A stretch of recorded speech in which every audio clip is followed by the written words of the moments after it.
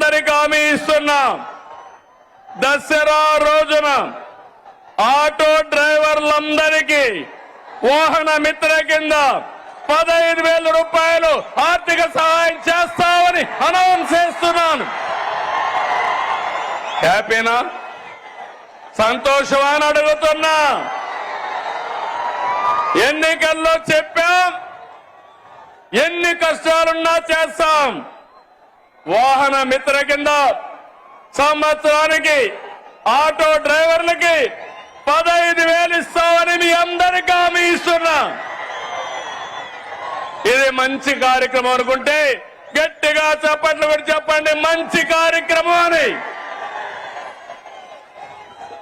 ఇది ప్రభుత్వానికి పేదవాళ్లపై నుండే ప్రేమని మరొక్కసారి మీ అందరికీ తెలియజేస్తున్నా.